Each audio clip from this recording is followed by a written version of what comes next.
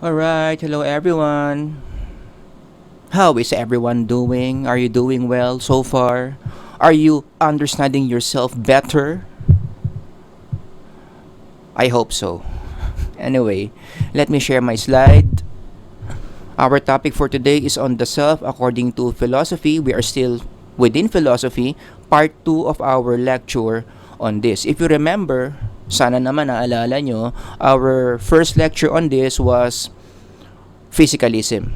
We talk about what it is and its implications to the self. Today we are going to talk about dualism, yung opposite ng physicalism in understanding the self. Okay? So the following are the topics under dualism that we will tackle in this lecture. Number 1, ano ba yung dualism? Ano bang definition yan? Number 2, can we see things around us that are functioning according to dualistic framework? Magugulat kayo na marami pala. And number 3, are there any supports for dualism? Just like what we did with physicalism, we talk about some scientific supports, no, that partially confirms dualism. Alright? So let's start with number 1. What is dualism? This is a working definition / general definition of dualism. This is the view of the self, a lens in understanding the self wherein we separate the dimensions of a human being into two dimensions. Hence the term dual. 'Di ba? Ang root word niyan is dual, meaning dalawa. Dual means dalawa or two. Okay? And what are those two dimensions of the human being? We have the mental aspect or the mental dimension and the physical dimension. Another term for the mental dimension, actually there are many terms: mind, soul, spirit, consciousness. Bottom line, all these are non-material essences. Non-material. We have a non-material dimension, but we also have a physical dimension, which is called the body. So based on this definition, dualism, it's not discounting physicalism. Hindi naman niya totally nire-reject ang physicalism because this is where they overlap. Dualism believes in a body, just like physicalism.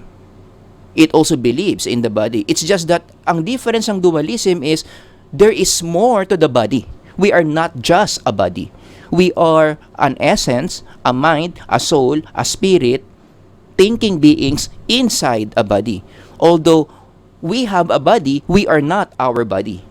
Does that make sense? Yan yung sinasabi ng dualism. Spirit tayo, soul tayo, mind tayo, consciousness tayo na merong katawan. The spirit can affect our body can also affect our spirit. Ang tawag dyan, interactionism. Just read more on that under dualism. So put that in a picture, it looks something like this. How many times have you seen this picture na iba yung katawan, the body, ito yung dumudugo, ito yung nagkakasakit, ito yung umiinom ng biogesic, ito yung inooperahan, ito yung naaaksidente. But when the body dies, something outlives the body, which is the soul. And speaking of the soul, outliving the body, how many movies have we seen that is dualistic in nature? Like for instance, the following movies, I know these are old movies, I have to change this slide soon.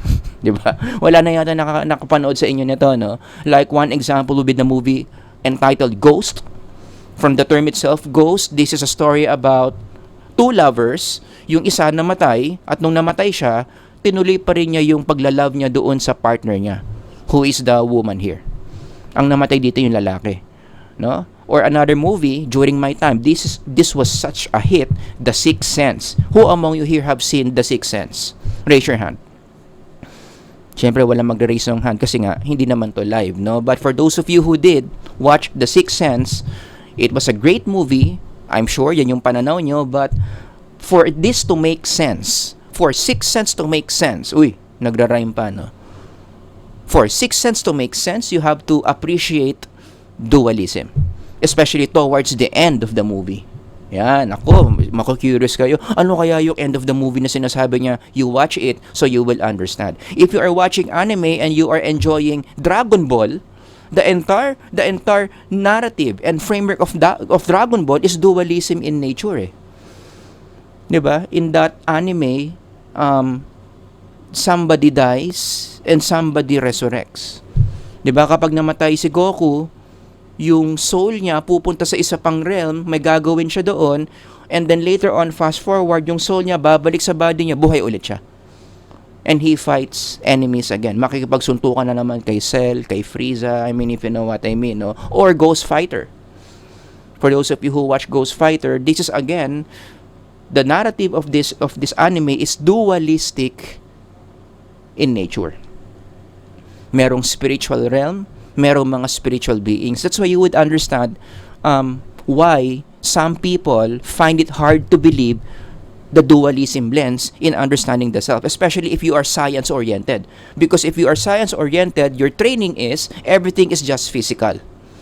You should just test everything physically using the scientific method. And so it's hard to believe that there are things in this life that cannot be captured by the scientific method, such as spiritual beings, spiritual realm, or God. Kaya marami mga hardcore scientists talaga are finding it hard to believe. It's a struggle for them to believe in dualism because when you believe it, automatic package deal, you should also believe in other things or beings that are not observable, that are not captured by the scientific method, such as angels, demons, heaven, hell, and of course, God.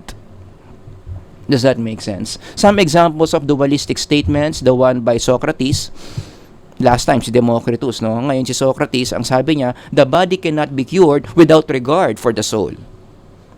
So, what does that mean? Could it be, given this definition or quotation, I mean, your physical symptoms or illness is psychologically caused. Kasi yun yung sinasabi ni Socrates eh. Karamihan ng mga sakit sa katawan natin, manifestation lang yan ng sakit ng kaluluwa. You know, and in our modern times, is that possible? What do you think? That you are feeling something physical, masakit ulo mo, masakit tiyan mo, nahihilo ka, nasusuka ka, but the cause of that is not bacteria, it's not a virus, it's not a physical illness. Rather, it is something about the soul. Does this explain why most students get sick every time it's midterm week or finals week? Because given this lens, no, ang explanation kaya ka nasusuka or kaya ka masakit ang ulo, nagkakatrangkaso during exams, it's because your soul, your spirit is very pressured. That you end up influencing your body to be sick. But it's not your body that is sick, it is your spirit who is struggling. That framework or those statements will make sense in the framework of dualism. Another philosopher slash bishop, George Berkeley, sinabi rin niya yan, all existence is what? Mental. Contrast to physicalism. Ang sasabihin, all existence is physical. Dito, hindi. We are existing in the mental realm, but we have a physical body, but we are not our body. And he continues, and all mind is grounded in God. Which again, let me repeat what I've said, for a physicalist, it's so hard to believe dualism because package deal. Believing in dualism, you have to believe in a lot of beings that cannot be confirmed physically, that cannot be captured by the sciences, such as the idea or the reality of God. Okay? Jesus promotes dualism. He's a dualist. In one of his statements, he said, don't be concerned with people who can kill the body but not the soul. Diba? Minsan kahit yung mga nanay sinasabi yan, no? Huwag kang matakot sa magnanakaw. Diba? Ang matakot ka sa Diyos na pwedeng sumira ng soul at ng katawan. Something like that. O kaya nga, given this statement by Jesus, let's reflect. Do you still feel alive inside? Kasi ang implication ng statement dito ni Jesus is, iba talaga yung katawan sa kaluluwa. There's a distinction between the body and the soul. It's possible that your spirit inside is already dead while your body is alive. Diba? We can derive that principle from this Jesus statement. May kakilala ba kayong ganon or maybe kayo ganon? Buhay ka lang physically, kumakain ka lang, nagugutom ka lang, gumagalaw ka lang, but deep inside, you are already dead. May mga ganyang tao, diba? Have you had those moments you feel dead inside? Yung parang sumasabay na lang yung body mo sa motion ng pang-araw-araw. You just wake up, take a shower, kumakain ka ng breakfast mo, mag-jeep ka, LRT, punta sa school, aral, uwi ka. You are just going with the flow. But deep inside, you're dead. Wala kang, kumbaga anong term natin sa Tagalog dyan, papatay-patay ka sa loob. You cannot feel any life. Does that make sense? That will only make sense in the light of dualism. So again, just reflect. Do you still feel alive inside? That's important. According to dualistic philosophers, one way to improve your existence is to make your inside alive as much as your body is very much alive. Yan. Kapag in line, buhay ka sa loob, buhay ka sa labas, you have a good life. Number 2, are there any indications or societal events or things outside us that confirm dualism? Actually, marami. I can go all day here, but I'm just gonna give one example. Especially, this example is close to my current students in this subject. Let's take, for example, our very own school, De La Salle University. Believe it or not, if not because of dualism, we will not have De La Salle University or De La Salle schools in general. The very foundation of La Salle schools is dualistic. Bakit? If you study the history of La Salle schools, it started with our founder, Saint John Baptist de La Salle. And if we ask, why did Saint John Baptist de La Salle started schools? Why did he establish schools? Bakit ba siya nagtayo ng mga sinaunang La Salle schools? The answer is dualistic. Because La Salle cared for the souls of the children of the poor people. Kasi during those times, ang approach ng church is they introduce the gospel in schools, in education. So habang nag-aaral yung mga bata, meron silang subject where they introduce God's word, the gospel, and then from there, magkakaroon ng salvation of souls. Of course, people would know Jesus, they would know the way of salvation. Yan. There can be no salvation without the presentation of the gospel, during those times. But the problem was, sino lang ang nakaka-experience ng education during those times? Only the rich kids have education. Therefore, they are the ones presented with the gospel. Therefore, that leads to salvation of souls. How about children who are poor, who cannot afford education? That's where the heart of La Salle goes. And the rest is history. He founded these first schools so that poor children can also hear the gospel, and therefore, God can speak to them and their souls will be saved. That's the very essence, or that's the very reason why La Salle started the first schools. Concern for the salvation of the souls, which is a dualistic statement. That statement will not make sense if you are not a dualist. Kaya nga, again, our school is founded in the ideas of dualism. Kung walang dualism, hindi aandar yung philosophy o yung function ng school natin. In fact, vision, mission statement pa lang eh. If you zoom it in, this is a very dualistic framework. When you study the vision, mission of our university, like for instance, we use the word faith, which only makes sense in the dualistic framework because sino ba ang may faith? It's the spirit, not the body. The body cannot have faith. Alright? So it's the spirit that has faith. Therefore, it assumes na merong dual nature talaga ang tao. May body, may spirit, na merong faith. And at the same time, we also use the word church. And when we talk about the church, again, it assumes a dualistic framework. The reality of God, the reality of afterlife, the reality of spirits. Does that make sense? Alright. What else? Even here, in our logo, those three words. If you are a Lasallian, you have to understand those three words. Religio, mores, cultura. These words will only make sense in the light of dualism. Another topic na may hit talaga ng dualism or would be life after death. Kasi 'di ba ang dualism ang ina-assume niyan, the spirit will outlive the body. 'Di ba? Pag namatay yung katawan mo, yung spirit mo mabubuhay, meron pa siyang realm na papasukan, that's life after death. And life after death is a very popular philosophical topic across different cultures. Halos lahat ng kultura merong more or less idea of what life after death is. Hindi maiiwasan talaga yan eh. Dualism assumes life after death. Now, speaking of life after death, number one, do you believe in life after death? You can pause the video and then you think about this. Ikaw ba naniniwala ka sa life after death? Should you really expect something after your physical body dies? Meron ka pa bang makikita? Meron ka bang mamimit? Number two, what are the chances that life after death is true or not true? Are there evidences? Anong mas matibay, evidences or non-evidences na totoo ang life after death? Sa tingin mo, totoo ba talaga may life after death or gusto mo lang maging totoo? Wanting something to be true is different from whether it's really true. Think about it. Number three, is believing in life after death good for the self? Sa Tagalog, maganda ba na ang tao may mabuti bang naidudulot sa buhay natin kapag naniniwala tayo sa life after death? Does it promote hope?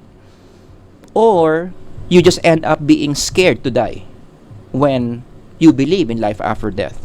Again, things to think about while you are eating. Hindi kaya mawala appetite nyo kapag ito yung iniisip nyo, no?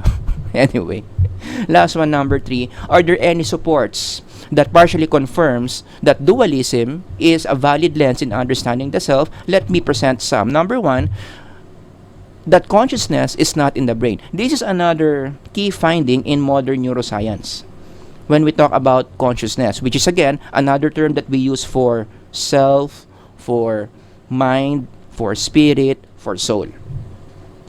Does that make sense? So pare-pareho lang yung mga word na yan, no? And according to neuroscientists, as hard as they tried, they cannot spot any part in the brain that handles consciousness.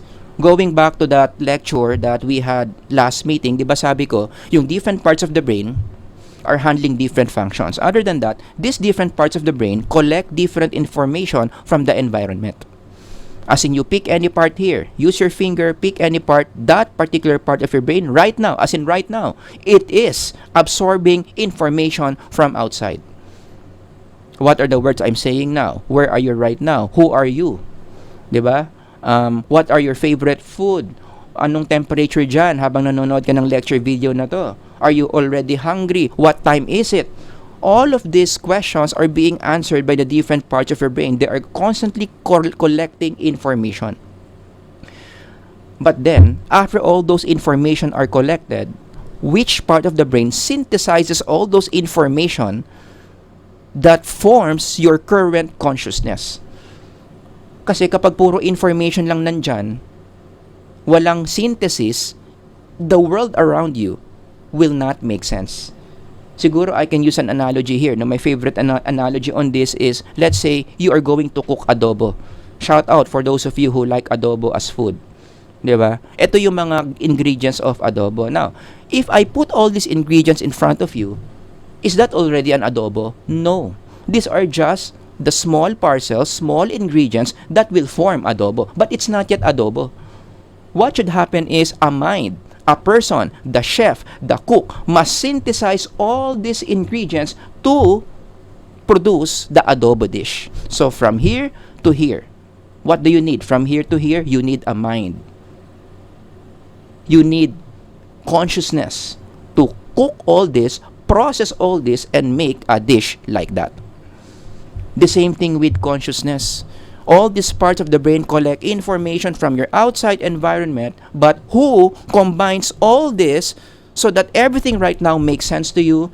As hard as they try, there is not a single part in the brain that does that. And if it's not the brain, the next question is, what is? Or some philosophers would change that word from what to who is doing this. Another popular name in the field of dualism would be Wilder Penfield, a very popular neuroscientist during his time, old school neuroscience. One of the key findings he had while operating on thousands of brains was that there are certain psychological processes that are not handled by the brain. Meron tayong mga ginagawa, may mga psychological process na again, as hard as he tried, hindi niya ma-pinpoint anong part of the brain yung gumagawa ng mga processes na yan. And what are those processes? He identifies two. The first process is believing. The second process is deciding. So every time you believe in something or trying to believe in something or applying things that you believe in, kahit silipin mo sa MRI, walang part ng brain ang magiging super active while you are believing in something or deciding. You are deciding to do this or do that. Let's say you're trying to decide and then fMRI mo or MRI mo, there is no part in the brain that neuroscientists can spot that this part of the brain is the part for deciding. And again, we ask this question, if it's not the brain who is believing, what is? Or should we say, who is? If it's not the brain who is deciding, then what is? Or should we change the word, who is? Another example of a study that partially supports dualism is the finding that changing or surgically removing a part of your brain does not affect the sense of who you are. Especially among split brain patients, there is a surgical procedure where a certain part of the brain has to be removed to prevent further negative symptoms of an illness such as epilepsy. May ganyan talaga eh. Di ba? Believe it or not, there are people who are now living today with only one hemisphere of the brain. Kasi yung brain natin may two hemispheres, the left and the right. So there are people surgically remove yung half ng hemisphere nila, and what happens to them? They are still functioning. If physicalism is true, then half brain is equals half conscious or half identity. But that's not what studies are saying. Even if you take out half of the brain, it doesn't mean you will have half consciousness or you will have half you, half of who you are. Identity remains intact.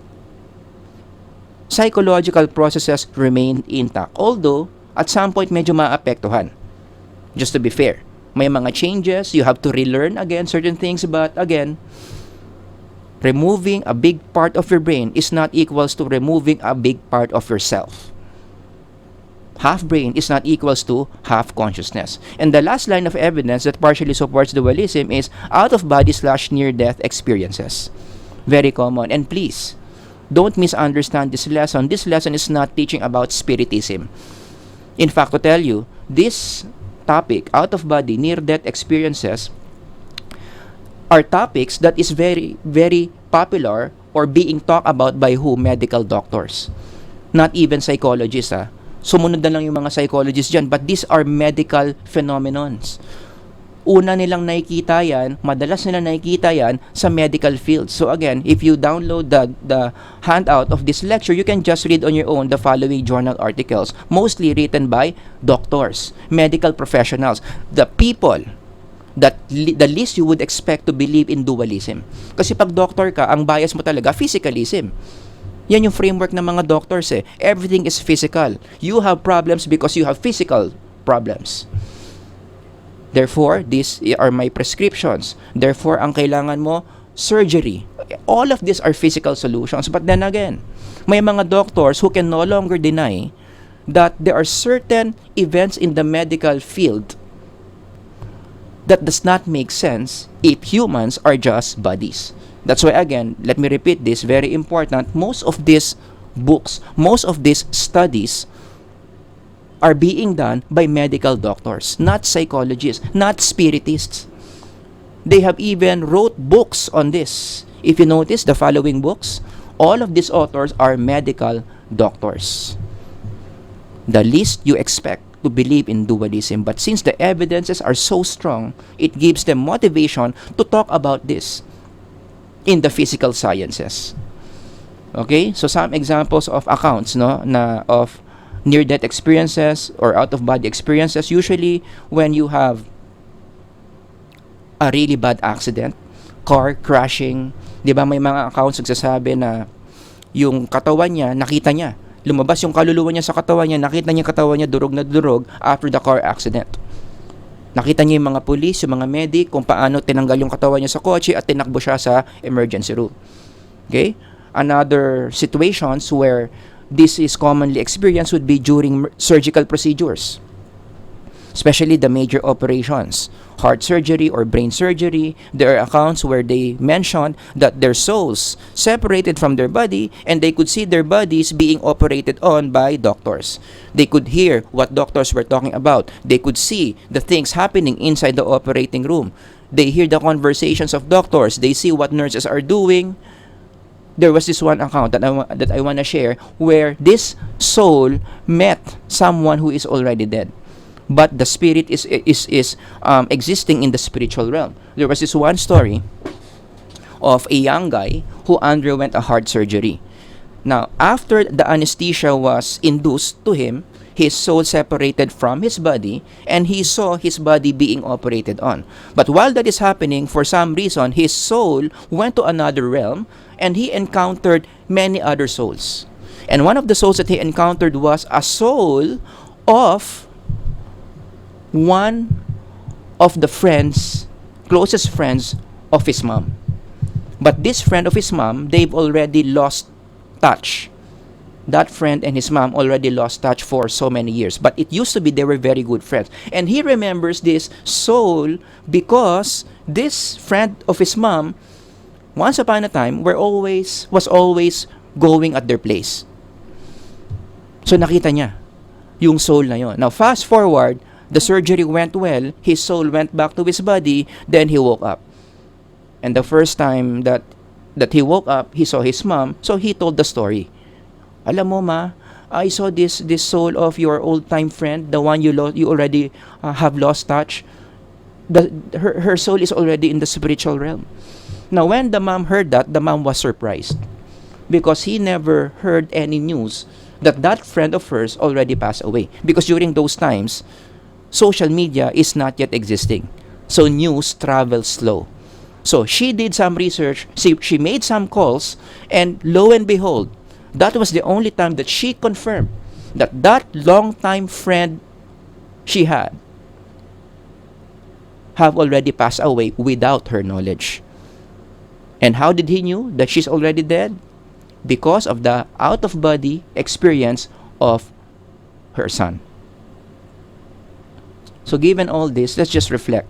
Could it be, what are the chances that there is more to physical reality than what the self physically sees?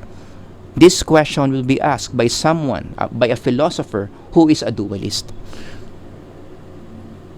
Eto lang ba talaga yung mundo? Yung nakakapture ng five senses natin? Or maybe there is something more? After all, isa yan sa mga quotable quotes ni Plato. May sinabi siya, let me read. In every man, there is an eye of the soul which is more precious far than 10,000 bodily eyes. Bakit daw? For by it alone is truth seen. Could it be that our soul's eyes are closed? And that's the reason why we cannot see spiritual truths. And these spiritual truths, sayang, because these truths have a very great effect to ourselves if only we know such truths. Yan pa siguro yung makakapagpaganda sa self natin if we know these spiritual truths. But the problem is our spiritual eyes are closed. Why? Because we are so biased, we are so shaped by physical reality that we are blind of spiritual truths. Another point to reflect on, could the body be hiding the truth from us in connection to what Plato said? Baka naman kaya hindi mo makita yung spiritual truth, kaya hindi mo ma-absorb yung mga spiritual truths is because your body is the obstacle from you seeing those truths. Because your awareness is so focused more on your physical sensations.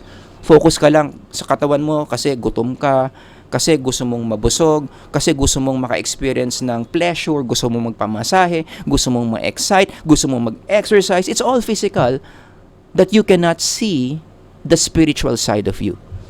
That's why if you connect that to fasting, yan yung relevance ng fasting eh.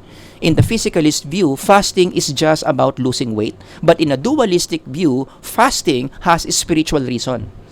When you fast, you deprive your body of food. Di ba? Nagugutom yung katawan mo. And, in the dualistic assumption, when the body is deprived of food, slowly your spiritual eyes open. That's why a lot of spiritual insights that are taught, that are identified by spiritual leaders happened during fasting. Dinideprive nila yung physical ng katawan nila para yung spiritual eyes sila magiging wide open into seeing spiritual truths. Another statement by St. Paul, who is also a dualist, he once said in one of his letters, "We are not fighting against human enemies, but against evil spiritual powers and authorities that rule in where? The unseen world." Given that, could it be that there are certain struggles or difficulties that the self, tayo, that we experience because of spiritual causes?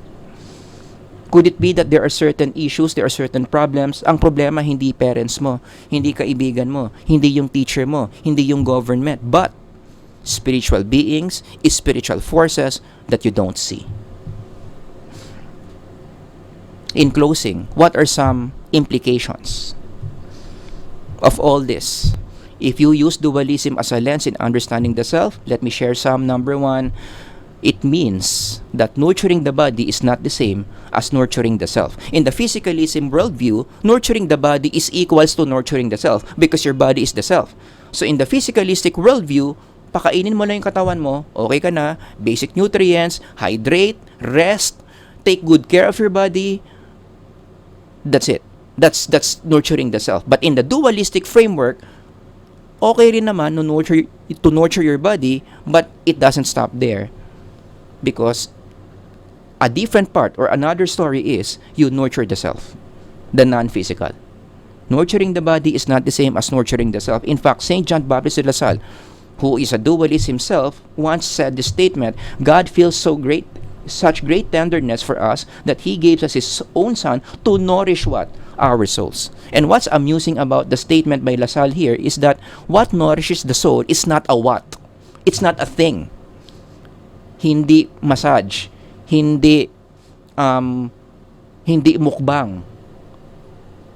Not physical, but rather what nourishes the soul, it's not a matter of what, it's a matter of who. Son here refers to Jesus. So for La Salle, Jesus nourishes the soul. Could it be, in connection to this, that this teaching, popular teaching, is true? That man does not live by bread alone. Now, don't get this teaching wrong. It's not saying that it's wrong to have bread. It's good to have bread. We need bread. Do you agree? We need money. We need house. We need physical things. We need our body to be healthy. But the statement is saying is, don't stop there. Man does not live by bread alone. Something more must be given to you. And what is that? You need spiritual food. Iba yung physical food. There's nothing bad with physical food. But don't just stop there. You also need spiritual food. Feed your body and feed your soul. And what are some examples of these spiritual foods? Well, this is where religious traditions enters the picture. They would offer some examples of spiritual food. This is a short list. Not perfect. Baka may kulang pa dyan. You can just add on your own. But at least for this faith traditions, this is a simple short list. Worship, prayer, meditation, wisdom, gratitude, love, relationships. You give this to yourself to nourish yourself. That's why in our school, diba, there are chapels all around. These chapels are places for what? Spiritual nourishment. That's why masses are daily. Just like you eat daily, masses are also daily so that our spirit can be fed daily. That's why in our school, these kinds of activities are approved. Now, in the dualistic framework, this is not a concert to entertain the body. This is a concert to nurture the soul. The language I'm using right now, it's again coming from a dualistic framework. Kaya nga another question you can consider, could it be that many of your struggles right now are actually your soul's cries for nourishment? Bakit ka nafe-feel anxious? Bakit ka nafe-feel worry? Bakit nawawalan ka ng confidence? Why do you feel dead inside?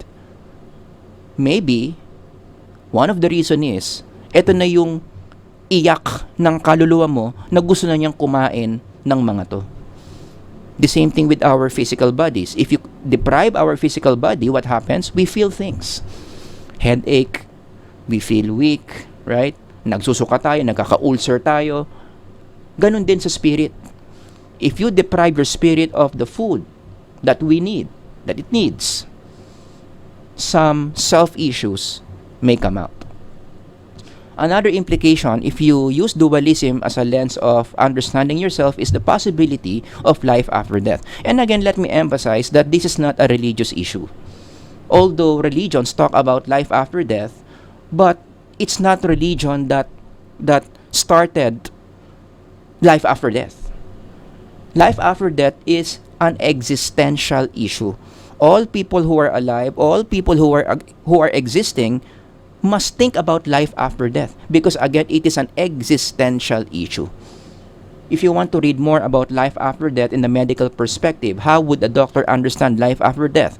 What are the evidences that are there to believe in life after death? Again, in the medical perspective, this book is good to read by Bruce Grayson, one of the scholars in this topic. But let me throw these questions to you in connection to life after death. Number one, do you like life after death to be true? Which is stronger? You like it to be true or you don't like it to be true? And why? What's your reason? Number two, how does life after death, or how does your belief or unbelief in life after death influence your daily living? May connection ba yung mga ginagawa mo at hindi mo ginagawa in your belief that life after death is true or not? Should there be a connection between what happens to you life after death, during life after death, and the things that you do now while you are still alive? Should you even connect? Number three, how can the self prepare for life after death? Are you prepared for life after death? Again, if you are a physicalist, which is totally okay, hindi mo na kailangan tanungin to sa sarili mo. There's nothing to prepare for. There is something that you enjoy here, right now. Because your existence starts here and it ends here. So all you have is now. Kung physicalist ka. But if you are a dualist, you see something else after physical death. Are you already prepared for it? Fortunately, our founder, St. John Baptist de la Salle, gives us a clue how to prepare for life after death. Saan ba tayo makakabasa? Saan ba tayo makakakuha ng mga ideas about what to prepare for in life after death, or how to prepare for life after death? Well, if you read this meditation by our founder, St. John Baptist de la Salle, he points us to the scriptures. Scriptures is the guide. According to his meditation, it's the guide that guides our behavior, especially a guide to life after death. Okay, Afterlife 101 is in the scripture. So I will just stop right here. Maybe your religion classes will further dig deeper into this. Alright, so at the end of the day, physicalism and dualism, which lens are you going to use? That's all up to you. I can no longer teach you on this, but let me just give you some possible questions to ask that may guide you. Which one of these makes more sense? No? Number one, which is more in line with your experience? I think I've also asked this in my first lecture on physicalism. Which is in line in your experience as a human being? Go back to your history. Do you see yourself as just a physical being, or are you a spiritual being in a physical body? Which one fits more your past experiences? Which one is more in line with others' experiences? If you ask around your friends, your family, which one can they relate to more? Physicalism or dualism? Which one has stronger scientific support? In this short lecture, we presented evidences under dualism. In my previous lecture, I presented evidences under physicalism. Now, you can read more on the evidences under each of this, and at the end of the day, you decide. Ano yung mas matibay na evidence? Physicalism or dualism? Which one will make you treat others better? If you see someone in the physicalistic lens, or if you see someone in a dualistic lens? Is there a difference between atom ka lang versus someone na kaluluwa ka na nasa katawan? Would that make a difference in treating other people? And most important guide question is, which of the two do you think makes you more human? Saan dyan yung talagang lilitaw na tao ka. Physicalism or dualism. Alright? So that is our quote-unquote short lecture for Self According to Philosophy Part 2. If you have any questions or comments, ilagay nyo lang dyan sa comment section. Until the next lecture, Sir Howard here. God bless everyone. Ingat. Bye-bye.